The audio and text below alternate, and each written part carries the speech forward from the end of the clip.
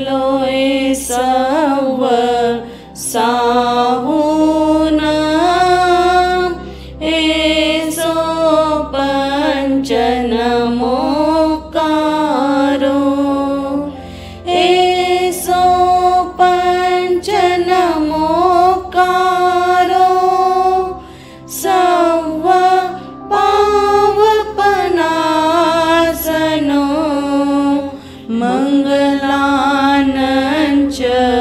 सवेसी पढ़मं हवै मंगलम मंगलानंच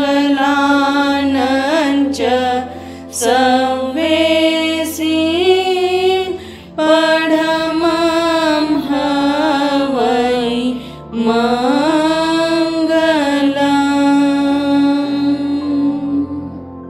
जो चरण अंगूठे से मेरु कंपाता है, जो चरण अंगूठे से मेरु कंपाता है, सुनो उस प्रभु वीर का आंसू से क्या नाता है। रोम रोम जिनका करुणा से भरा प्यार का सागर है वीर मेरा। रोम रोम जिनका करुणा से भरा प्यार का सागर है वीर मेरा। कहीं सपूत के लक्षण, कहीं करुणा के दर्शन, कहीं नारी का कल्याण, कहीं शिष्य से स्पंदन।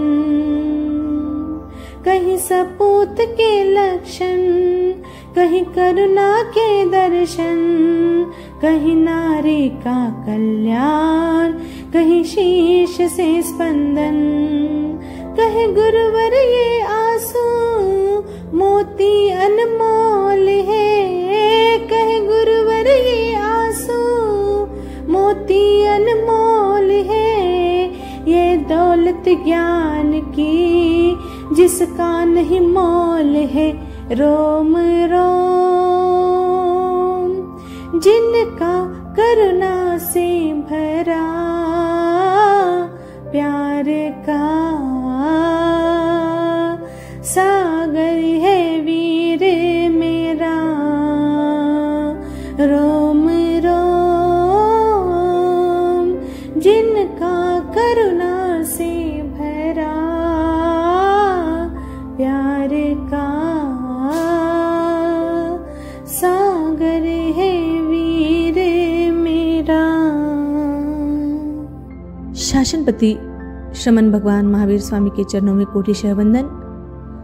परम आदरणीय, परम वंदनीय, नराधम को नरोत्तम बनाने वाले कुशल कारीगर संत शिरोमणि पूज्य गुरुदेव आचार्य आनंद श्री जी महाराज साहब के पावन स्मृति में भावपूर्वक वंदन। आनंद श्रमणी रत्ना उपप्रवर्तनी अरिहंत आराधिका धर्मज्योति पूज्य श्री बेन महाराज साहब, इनके पावन चरण कमलों में कोटिशः वंदन। आत्मप्रिय बंधुओं, माताओं एवं सुशील बहनों, कल्पसूत्र द्वितीय खंड सूत्र 34वां। त्रिशला क्षत्रियानी ने सर्वप्रथम स्वप्न में हाथी को देखा। वह हाथी 4 दांत वाला और ऊंचा था तथा वह बरसे हुए मेघ की तरह श्वेत, मुक्ताहार समूह की तरह उज्जवल, क्षीर समुद्र की तरह धवल, चंद्र किरण के समान चमकदार, पानी की बूंद के समान निर्मल और चांदी के महापर्वत के सदृश अत्यंत सफेद था। उसके गंडस्थल पर सुगंधित मदजल के दान के कारण भौरे आकर निवास कर रहे थे। वह हाथी शकेंद्र के हाथी की तरह उन्नत था। सजल और सघन मेघ की गर्जना की तरह उसकी गर्जना सुंदर घोष से युक्त थी। वह शुभ और सर्व लक्षणों से युक्त था। उसका उरुभाग विशाल था। तत्पश्चात दूसरे स्वप्न में त्रिशला क्षत्रियानी ने वृषभ को देखा। वह बेल श्वेत कमल की पंखुड़ियों यानी पत्रों के समूह से भी अधिक रूप की प्रभा वाला था। कांति पुंज की दिव्य प्रभा से वह सर्वत्र दीप्यमान था। उसका विशाल स्कंद अतिशय उभरा हुआ, कांत, सुशोभित और सुंदर था। उसकी रोम राशि अत्यंत सूक्ष्म, सुकुमार, स्निग्ध और मनोहर थी।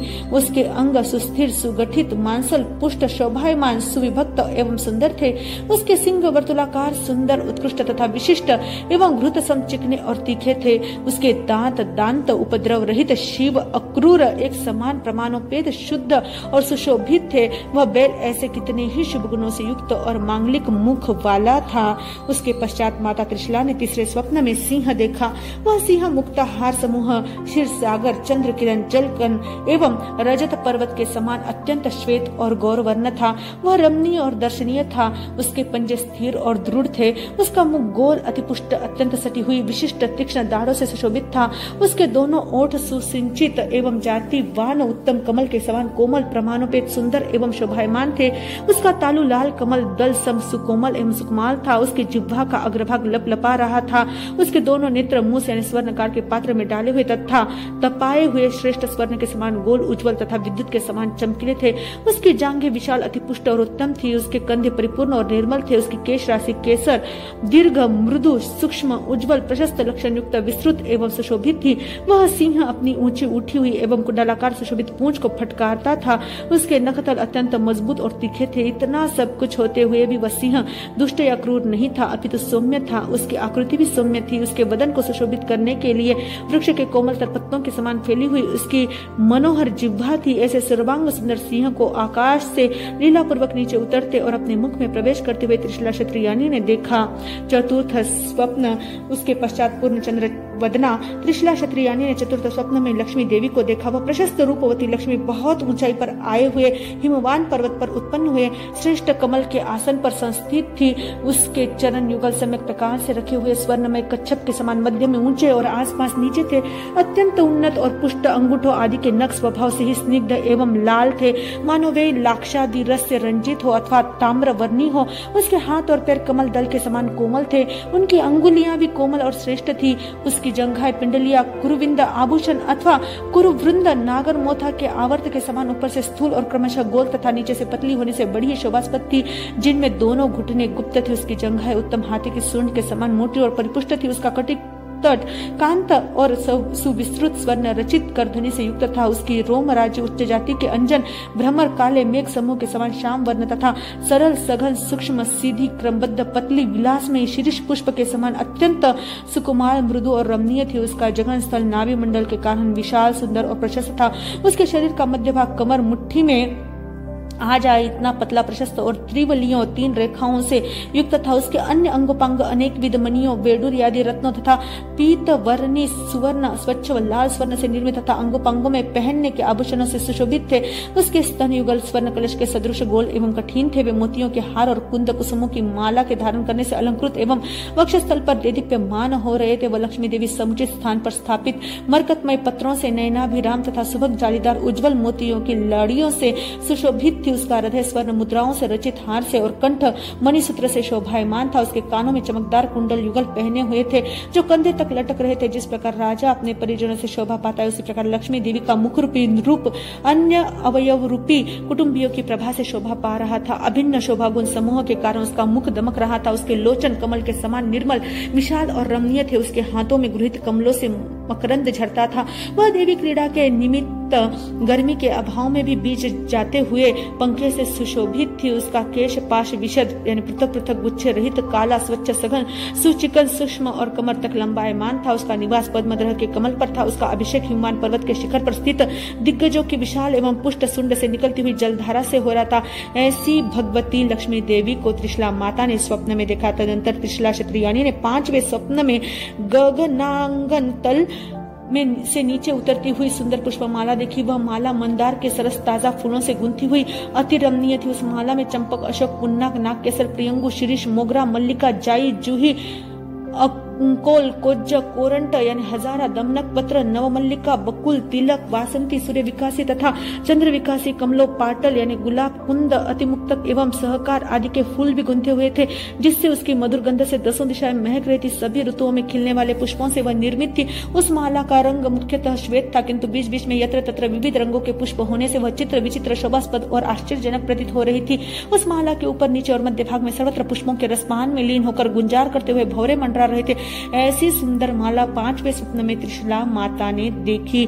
तत्पश्चात 6ठे स्वप्न में त्रिशला क्षत्रियानी ने चंद्रमा देखा। वह चंद्र गोदुग्ध जल के फेन जलकन एवं रजत कलश के समान श्वेत और शुभ था। वह हृदय और नयनों को अत्यंत प्रिय तथा परिपूर्ण था। वह गहनतम अंधकार पुंज को नष्ट करने वाला था। वह पूर्णिमा के चंद्र के समान पूर्ण कलाओं से युक्त था। मास पक्ष आदि के प्रमाण का मापदंड था। कुमुद वन को विकसित प्रबुद्ध करने वाला रजनीकांत था तथा वह मांजे हुए एवं चिक्कन किए हुए दर्पण तल के समान स्वच्छ एवं चमकीला तथा हंस के समान धवल था। वह ग्रह नक्षत्र तारा आदि के मुख का मंडन करने वाला तम रिपु कामवान का तुनीर और समुद्र के जल में पूर लाने वाला था। वह विरह विधुरा दुर्मन ललनाओं को अपनी शीतल छाया द्वारा संतप्त करने वाला तथा सौम्य सुंदर और सुरुक था। गगन मंडल का मानव वह विशाल एवं सौम्य चलता फिरता तिलक था तथा रोहिणी के मन का हृदय वल्लभ था। इस प्रकार से समुल्लसित पूर्ण चंद्र को माता त्रिशला देवी ने देखा। उसके पश्चात त्रिशला माता ने 7वें स्वप्न में सूर्य को देखा। वह सूर्य अंधकार पटल को दूर करने वाला, अपने तेज से अपने ज्वाजल्यमान रूप का प्रकाशक तथा लाल अशोक विकसित किंशुक टेसु के फूल, तोते की चोंच एवं चिरमी गुंजा के अर्ध लाल भाग के समान वह रक्तवर्ण वाला था। वह कमल वनों को विकसित और सुशोभित करने वाला, ज्योतिष चक्र पर संक्रमण करने के कारण उसका चिन्ह रूप और गगन तल का दीपक, हिम राशि विध्वंसक, ग्रह गण का मुख्य नायक, रात्रि विनाशक, उदय और अस्त के समय ही थोड़ी देर सुखपूर्वक देखा जा सकने योग्य, अन्य समय में कठिनाई से देखने योग्य, रात्रि में स्वच्छंद विचरण करता, चोरों जारों और तस्करों का प्रमर्दक, शीत हरता, मेरु पर्वत की सतत प्रदक्षिणा करने वाला तथा अपनी हजारों किरणों से चंद्र और तारागण आदि तेजस्वी पदार्थों की कांति और शोभा को मंद करने वाला था। ऐसे विशाल सूर्य को त्रिशला माता ने 7वें स्वप्न में देखा। तदनंतर त्रिशला माता ने 8वें स्वप्न में ध्वजा देखी। वह ध्वजा उच्च जाति के एक स्वर्ण दंड पर प्रतिष्ठित थी। जैसे मनुष्य के मस्तक पर शिखा शोभती है, वैसे ही वह ध्वजा भी नीले, लाल, पीले, सफेद और काले आदि विविध रंग वाले वस्त्र समूह से निर्मित थी तथा हवा से फरकती हुई वह ध्वजा मयूर पिच्छ के समान सुशोभित थी। वह ध्वजा अत्यधिक शोभा सुंदरता से युक्त थी। उस ध्वजा के ऊर्ध्व भाग में स्फटिक रत्न, शंख, अंक जाति के रत्नों तथा कुंद, पुष्प, जलकन और रजत कलश के समान धवल वर्ण का सिंह चित्रित था। पवन प्रताड़ित ध्वजा इधर उधर डोल रही थी, जिससे यह प्रतीत होता था कि सिंह आकाश मंडल को भेदन करके का उद्यम कर रहा है, अर्थात हवा के झपाटे से वह ध्वजा मानो गगन तल मंडल को भेदन करने का उपक्रम कर रही थी। वह ध्वजा सुखदायी मंद मंद चलती हुई हवा के कारण लता से टकराती हुई सी कंपायमान हो रही थी। वह अतिशय उन्नत थी, मनुष्य मात्र के लिए उसका रूप दर्शनीय था। ऐसी विशाल ध्वजा त्रिशला माता ने देखी। तत्पश्चात त्रिशला माता ने 9वें स्वप्न में कलश देखा। उस कलश का रूप उच्च जाति के स्वर्ण की तरह चमक रहा था। वह निर्मल जल से परिपूर्ण, उत्तम तथा अपनी शोभा से दीप्यमान था। वह चारों और कमल समूह से परिशोभित था। उस पर सब प्रकार के मंगलों का समागम चित्रित होने से वह सब मंगलों से परिपूर्ण था। वह कलश श्रेष्ठ रत्नों से निर्मित कमल पर स्थित रखा हुआ था। उस आभूषणकारी कमल को निहारते ही नेत्र आनंदित हो जाते थे। उसकी प्रभा सर्व दिशाओं को आलोकित और दीप्त कर रही थी। वह कलश साक्षात सौम्य लक्ष्मी के घर जैसा था। वह सब प्रकार के पापों, दोषों और अमंगलों से रहित शुभ, चमकदार तथा अनुपम शोभास्पद था। कलश के कंठ पर सब ऋतुओं में खिलने वाले सुगंधित पुष्पों की मालाएं रखी हुई थी। ऐसे चांदी के पूर्ण कलश को त्रिशला माता ने देखा। तदनंतर 10वें स्वप्न में त्रिशला माता ने पद्म सरोवर को देखा। वह पद्म सरोवर नवोदित तरुण सूर्य की किरणों से विकसित बड़े बड़े सहस्त्रदल कमलों के पराग के गिरने से अत्यंत सुगंधित तथा पीत रक्ताभ जल से सुशोभित था। उसमें जलचर जीवों का समूह इतस्ततः परिभ्रमण कर रहा था तथा मत्स्य आदि प्राणी उसके जल का परिभोग सेवन कर रहे थे। वह सरोवर बहुत गहरा और अथाह जल से परिपूर्ण जल्दी सा था। वह सरोवर कमल, सूर्य विकासी, कुवलय, नीलकमल, उत्पल, रक्त कमल, ताम्र, श्वेत कमल इत्यादि विविध रंग बिरंगे कमलों की कांति से शोभायमान तथा रूप और शोभा में रमणीय था। प्रमुदित भ्रमरगण और मत्त मधुमक्षिकाएं उन कमलों पर बैठकर उनका रस चाट रही थी। उस सरोवर पर मधुर कलरव करने वाले कादम्बक, बलाहक यानी बगदल, चक्रवाक, कलहंस, सारस इत्यादि विविध पक्षियों के युगल गर्वित होकर उसका सुदोपम जल सेवन तथा जल क्रीड़ा कर रहे थे। उसमें कमलिनी के पत्तों पर गिरे हुए जल बिंदु सूर्य की किरणों से मुक्ता की तरह चमक रहे थे। वह सरोवर हृदय और नेत्रों को बहुत ही प्रिय, आकर्षक तथा सरोवरों में प्रधान एवं कमलों के कारण मन भावन था। ऐसे पद्म सरोवर को माता त्रिशला ने स्वप्न में देखा। तत्पश्चात त्रिशला माता ने 11वें स्वप्न में क्षीर सागर को देखा। उस क्षीर सागर का मध्य भाग चंद्र किरण जाल के समान उज्जवल तथा श्रीवत्स सम शोभायमान था। उसका जल चारों ओर बढ़ रहा था, इस कारण अत्यंत गहरा था। उसमें बड़ी ही चंचल और वेगवती लहरें ऊपर उछल रही थी, प्रबल वायु के आघात से उड़ती हुई, अतएव अति चंचल, उद्धत और स्पष्ट दिखाई देती हुई उर्मियों के साथ उनका संबंध होने से तट से टकराकर बार बार शुद्ध होकर दौड़ता और पुनः लौटता हुआ वह समुद्र अत्यंत दीप्तिमान और नयनाभिराम प्रतीत हो रहा था। उसमें स्थित बड़े बड़े महाकाय मगरमच्छ, तिमी मच्छ, तिमिंगल मच्छ, निरुद्ध तथा तीली और तीली का मत्स्य इत्यादि जलचर जब पानी पर पूंछ फटकारते थे तब पानी पर कपूर जैसे श्वेत झाग फैल जाते थे। महानदियों के प्रबल प्रवाह के गिरने से उसमें गंगावर्त नामक भंवर यानी चक्र उत्पन्न होते थे। उन भंवरों में पानी उछलता और पुनः वही गिरता हुआ तथा चारों ओर चक्कर लगाता हुआ चंचल प्रतीत होता था। ऐसे क्षीर सागर को शरद ऋतु के चंद्र समान सौम्य बदना माता त्रिशला ने स्वप्न में देखा। इसके बाद त्रिशला माता ने 12वें स्वप्न में श्रेष्ठ देव विमान देखा। वह देव विमान नवोदित तरुण सूर्यमंडल के सदृश प्रभा वाला तथा अपनी छटा से दीप्यमान था। उसमें उत्तम स्वर्ण निर्मित तथा महामणियों से जटित 1008 स्तंभ थे जो अपने प्रवर तेज से आकाश मंडल को दीप्त करने वाले गगन प्रदीप से लग रहे थे। उसमें सोने के पत्रों पर जड़े हुए मुक्ताओं के गुच्छे लटक रहे थे, इस कारण उनसे आकाश अधिक चमकीला लग रहा था। फिर उसमें चमकती हुई दिव्य मालाएं भी लटक रही थी। उस विमान पर इहामृग यानी शतुर्मुर्ग, वृषभ, अश्व, नर, मकर, विहग, वालक यानी सर्प, किन्नर, रुरुमृग, शरभ यानी अष्टापद, चमरी गाय तथा विशिष्ट वन्य पक्षु, वनलता, पद्मलता आदि के विविध प्रकार के चित्र अंकित थे। गंधर्व उसमें मधुर गीत गा रहे थे, वाद्य बज रहे थे, उनके पूर्ण निनाद से वह विमान व्याप्त था। फिर उसमें नित्य जल से भरे हुए सघन एवं विपुल मेघों की गंभीर गर्जना के शब्दों का अनुहारी देवदंदुबी का महानाद संपूर्ण देवलोक ही नहीं समस्त जीव लोक को व्याप्त कर रहा था। वह विमान काला गुरु, श्रेष्ठ कुंदरुक, तुरुष्क, लोभान तथा जलती हुई दशांग धूप की सुवास से महक रहा था और मनोरम लग रहा था। उस विमान में सदा प्रकाश रहता था। वह श्वेत और उज्जवल प्रभा से युक्त था। वह श्रेष्ठ देवों के लिए अभिराम था। इस प्रकार उत्तम देवों के सुखोपभोग रूप श्रेष्ठ पुंडरिक सदृश विमान को त्रिशला माता ने स्वप्न में देखा। तदनंतर त्रिशला माता ने 13वें स्वप्न में रत्नों की राशि देखी। वह रत्नों की राशि पुलक, वज्र, हीरा, इंद्रनील, मणि, सस्पक, करकेतन, लोहिताक्ष, मरकत, मसारगल्ल, प्रवाल यानी मूंगा, स्फटिक, सौगंधिक, हंसगर्भ, अंजन, चंद्रकांता आदि श्रेष्ठ रत्नों का ढेर पृथ्वी पर प्रतिष्ठित होते हुए भी अपनी कांति से गगनमंडल के अंत को प्रवासित कर रहा था। विविध रत्नों का वह पुंज मेरु पर्वत के सदृश उत्तुंग यानी ऊंचा था। ऐसी रत्न राशि माता त्रिशला ने देखी। उसके पश्चात त्रिशला माता ने 14वें स्वप्न में निर्धूम अग्नि देखी। वह अग्नि विपुल, उज्जवल, घृत और पीत मधु से परिसिंचित होने के कारण निर्धूम तथा धगधगती ज्वलंत ज्वालाओं से अत्यधिक ज्वाजल्यमान एवं नयनाभिराम प्रतीत होती थी। उसकी ज्वालाएं क्रमशः छोटी बड़ी और एक दूसरे से मिली हुई थी। वे अग्नि ज्वालाएं आकाश में ऊंची उठ रही थी, मानो वे आकाश प्रदेश को पचा रही थी या पका रही हो। वे अग्नि ज्वाला अतिशय वेग के कारण अत्यंत चंचल थी। ऐसी निर्धूम अग्निशिखा माता त्रिशला ने देखी। इस प्रकार इन पूर्वोक्त शुभ सौम्य प्रिय दर्शन एवं स्वरूप स्वप्नों को अर्ध निद्रावस्था में देखकर अरविंद के समान नेत्र वाली माता त्रिशला जागृत हुई। के कारण उसका अंग अंग पुलकित हो गया, उसका रोम रोम खिल उठा। जिस रात्रि को महायशस्वी तीर्थंकर माता की कुक्षी में आते हैं उस रात्रि में प्रत्येक तीर्थंकर माताएं इन पूर्वोक्त 14 स्वप्नों को देखती है। तत्पश्चात वह त्रिशला क्षत्रिय यानी इस प्रकार के इन 14 महास्वप्नों को देखकर जागृत हुई। उस समय वह बड़ी ही हर्षित, संतुष्ट एवं प्रसन्न चित्त थी। मेघ की धारा से सिंचित कदम्ब के पुष्प के समान उसके रोम रोम पुलकित हो गए। वह देखे हुए स्वप्नों का क्रमशः स्मरण करने लगी। स्वप्नों को याद करके वह शैया से उठी और फिर पाद पीठ से नीचे उतरी। फिर वहां से त्वरित धीमे धीमे, अचपल, असंभ्रांत, बिना हड़बड़ी के अविलंब राजहंसी सी मंद मंद गति से चलकर जहां पर सिद्धार्थ क्षत्रिय का शयन कक्ष था वहां पर सिद्धार्थ क्षत्रिय सुखपूर्वक सोए थे वहां आई। आकर सिद्धार्थ क्षत्रिय को उनिष्टकांत प्रिय, मनोज्ञ, मनोरम, उदार, कल्याण रूप, शिव रूप, धन्य, मंगलकारक, शोभायुक्त, हृदय को रुचिकर, हृदय के लिए आह्लादकारी, परिमित, मधुर और मंजुल वचनों से संबोधन करके जगाए। सिद्धार्थ राजा को जगाने के बाद उनकी आज्ञा प्राप्त होने पर त्रिशला रानी विविध मणि रत्नों से जटित भद्रासन पर बैठी। भद्रासन पर बैठकर मार्ग की थकान को मिटाकर विश्वस्त क्षोभ रहित होकर सुखपूर्वक आसन पर बैठी और तब सिद्धार्थ क्षत्रिय राजा को इष्टकांत, कोमल, यावत, हृदय आह्लादक वाणी से संलाप करती हुई इस प्रकार बोली। स्वामीन, बात ऐसी है कि आज मैं उस रमणीय शयन कक्ष में शैया पर अर्धनिद्रित अवस्था में सोई हुई थी। तब मैंने हाथी से लेकर निर्धूम अग्नि पर्यंत 14 महास्वप्न देखे और यावत में जागृत हुई। अतः स्वामीन, मैं आपसे पूछने आई हूँ कि इन 14 प्रधान महास्वप्नों का मुझे कौन सा कल्याण रूप फल विशेष होगा। इसके पश्चात वह सिद्धार्थ क्षत्रिय त्रिशला क्षत्रियानी की इस स्वप्न दर्शन विषयक बात को सुनकर और हृदय में विचार कर चित्त में अतीव हर्षित और संतुष्ट तथा आनंदित हुआ। उसके मन में इसके प्रति प्रीति उत्पन्न हुई, परम सोमनस्य पैदा हुआ। हर्ष से उसका हृदय फूला नहीं समाया। मेघ की धारा से सिंचित कदम्ब पुष्प के समान उसका रोम रोम खिल उठा। उसने उन स्वप्नों को मन में धारण किया और फिर उनके यथार्थ अर्थ का निश्चय करने हेतु अंतर में गहरा डूब गया। फिर उसने अपनी स्वाभाविक बुद्धिपूर्वक बुद्धि विज्ञान से उन स्वप्नों के विशेष फल का पृथक पृथक रूप से निश्चय किया।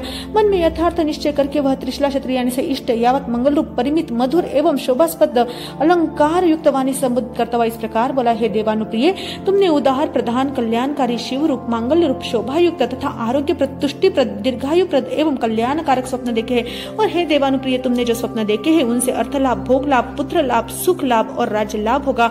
देवानुप्रिय, निश्चय ही तुम परिपूर्ण 9 मास एवं 7.5 अहोरात्रि व्यतीत होने पर हमारे कुल में केतु रूप ध्वजासम, कुल दीपक, कुल पर्वत समान उच्च, कुलावतंसक, कुल भूषण, कुल तिलक, कुल कीर्तिकर, कुल वृत्तिकर, कुल दिनकर, कुलाधार, कुल को आनंदित करने वाले, कुल यशस्कर, कुल पादप वृक्ष सम, सबका आश्रयदाता, कुल विवर्धन कर, सुकुमार, हाथ पैर वाले, परिपूर्ण पंचेंद्रिय शरीर वाले, लक्षणों, स्वस्तिक आदि चिन्हों, व्यंजनों, तिल, मस आदि एवं शौर्य, औदार्य, सहिष्णुता आदि गुणों से युक्त तथा मान, उन्मान और प्रमाण से पूर्ण, शोभनीय, सर्वांग सुंदर, वदन चंद्र सम, सौम्य, कांत प्रिय दर्शी एवं रूपवान बालक को जन्म दोगी और वह बालक भी बाल्यकाल से उन्मुक्त होकर जब समझदार, सयाना और कलादि में कुशल बनकर यौवन में पदार्पण करेगा तब शूर, वीर और पराक्रमी होगा। उसके पास विपुल बल, सेना आदि वाहन, रथ, हाथी, घोड़े आदि होंगे। वह राज्य का अधिपति राजा होगा। इसलिए हे देवानुप्रिय, तुमने जो महास्वप्न देखे हैं वे प्रधान, उत्तम, मंगल्य रूप, शिव और कल्याण रूप इत्यादि है। इस प्रकार सिद्धार्थ राजा ने त्रिशला रानी को दूसरी और तीसरी बार स्वप्न फल कहकर उसकी प्रसन्नता में वृद्धि की। उसके पश्चात वह त्रिशला क्षत्रिय ने सिद्धार्थ राजा से स्वप्नों का यह प्रशस्त फल सुनकर तथा हृदय में अवधारण कर अत्यंत हर्षित, संतुष्ट, यावत प्रसन्न चित्त होती हुई दोनों हाथ जोड़कर 10 नख सम्मिलित करके मस्तक पर शीर्षायुक्त अंजलि करके इस प्रकार बोली, है स्वामी, जैसा आपने कहा वह वैसा ही है, तथ्य है, तथ्य रूप है, संदेह रहित है, यह इष्ट है, पुनः पुनः इष्ट है। स्वामी, यह मेरे लिए इष्ट और अत्यधिक इष्ट है। आपका वचन मुझे ग्राह्य है। आपने स्वप्नों का जो फल बताया वह सत्य है, प्रामाणिक है। इस प्रकार कहकर उसने स्वप्नों का अर्थ, फल, कथन सम्यक प्रकार से स्वीकार किया। फिर राजा के द्वारा आज्ञा दिए जाने पर वह अनेक मणियों और रत्नों से जटित भद्रासन पर से उठी और खड़ी होकर शनि शनि अचपल, शीघ्रता रहित, विलंब रहित, राजहंसी सी मंद मंद गति से चलकर जहाँ अपनी शैया थी वहां आई। वहां आकर मन ही मन इस प्रकार बोली, मन में सोचने लगी, मेरे वे देखे हुए उत्तम, प्रधान, मंगल रूप महास्वप्न अन्य पापकारी स्वप्नों से प्रतिहत एवं निष्फल न हो। यह सोचकर देवों, अरिहंत, सिद्ध परमात्मा और गुरुजनों ने ग्रंथ, महाव्रती गुरुदेवों से संबद्ध प्रशस्त, मांगलिक, धार्मिक, रसप्रद कथाओं के अनुचिंतन से अपने महास्वप्नों की रक्षा के लिए स्वप्न जागरना और प्रति जागरना करती रही। तदनंतर सिद्धार्थ क्षत्रिय ने रात्रि व्यतीत होने पर प्रभात काल होते ही अपने कौटुंबिक पुरुष यानी सेवकों को बुलवाया और उनके आने पर इस प्रकार कहा, हे देवानुप्रियो, आज शीघ्र ही बाहर की उपस्थानशाला राजसभा भवन को विशेष रूप से गंधोदक से सींच कर पवित्र करो और भली भांति प्रमार्जन, झाड़ू बुहार करके उसे साफ करो। फिर गोबर आदि से लीप कर उसे शुद्ध करो। श्रेष्ठ सुगंधित पंचरंगे फूलों से यथास्थान सुसज्जित करो। फिर काले अगर, उत्तम, कुंदरू और तुर्की, लोबान आदि के धूप देकर उसकी महक से उसे सुगंधित करो और हृदयाभिराम बनाओ। यत्र तत्र सुगंधित चूर्ण छिड़क कर सुगंधित गुटिका के समान सुरभित करो। यह कार्य स्वयं करो, दूसरों से करवा और करके या करवा करके वहां एक सिंहासन की रचना कराओ। यह कार्य संपन्न करके मुझे और मेरी इस आज्ञप्ति को शीघ्र ही प्रत्यर्पित करो, अर्थात मुझे कार्य संपन्न होने की सूचना दो। तदनंतर वे कौटुंबिक पुरुष सिद्धार्थ के द्वारा इस प्रकार का आदेश दिए जाने पर अत्यंत हर्षित हुए। यावत उल्लसित हृदय से पहले की भांति मस्तक पर अंजलि करके, स्वामी, जैसे आप किया गया इस प्रकार आज्ञा को विनय पूर्वक वचन से स्वीकार किया और आज्ञा सिरोधारी करके वे सिद्धार्थ क्षत्रिय के पास से बाहर निकले।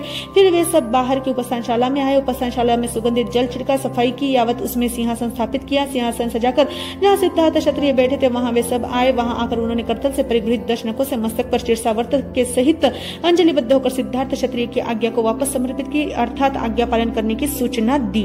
बोलो भगवान महावीर स्वामी की जय। आचार्य सम्राट पूज्य गुरुदेव आनंद श्री जी महाराज साहब की जय। मंगल पाठ। नमो अरिहंता, नमो सिद्धा, नमो हिरियानम, नमो वज्रायन, नमो लोय सब सावनम, चैता भारम वासम चकवटी महे धियो संति संति करे लोय बतुगे मनोतरम नमियुना सुसुर गरुलव यंग परिवंधी देखिले से हरिये सिद्धा एरिया ओढ़ाया सब साउनम सर्वारिष्ट प्रणाशाय सर्वाभीष्ट दायिनी सर्वलब्धि निधानाय गौतम स्वामी नमो नमः। गुरुदेव की आज्ञा चत्तारिता मंगलम सिद्धा मंगलम साहू मंगलम केवलीपनतो धम्मो मंगलम चत्तारी लोगोत्मा हरिहंता लोगोत्मा सिद्धा लोगोत्मा साहू लोगोत्मा केवलीपनतो धम्मो लोगोत्मो चत्तारी शरणम पवज्जामि सिद्ध शरणम पवज्जामि साहू शरणम पवज्जामि धम्मम शरणम पवज्जामि हरिहंतो का शरणा सिद्धों का शरणा दुं का शरणा दयाधन का शरणा चार शरणा दुख हरना सुख करना शरण को जो भी प्राणी आदरे तो अक्षय अमर पद। गोष्ठे अमृत वसे लगितना भंडार। श्री गुरु गौतम समरिये मनवांचित फलदातार। भावे भावना भाविये भावे दीजे दान। भावे धर्म आराधिये भावे केवल ज्ञान। पावे पद निर्वाण। श्रमण भगवान महावीर स्वामी की जय। शांतिनाथ भगवान की जय। आचार्य सम्राट पूज्य गुरुदेव आनंद ऋषि जी महाराज साहब की जय। कर्नाटक गज के श्री घोर तपस्वी पूज्य श्री गणेश लाल जी महाराज साहब की जय। ध्यान योगी आचार्य प्रवर पूज्य डॉक्टर शिव मुनि जी महाराज साहब की जय। युवाचार्य पूज्य श्री महेंद्र ऋषि जी महाराज साहब की जय। महाराष्ट्र प्रवर्तक पूज्य श्री कुंदन ऋषि जी महाराज साहब की जय। दादी गुरनी जी पूज्य श्री प्रेम कंवर जी महाराज साहब की जय। आनंद श्रम रत्ना उप प्रवर्तनी पूज्य श्री कंचन कंवर जी महाराज साहब की जय। सब संत सतियों की जय। अहिंसा परमो धर्म की जय। जैन धर्म की जय। श्रमण संघ की जय।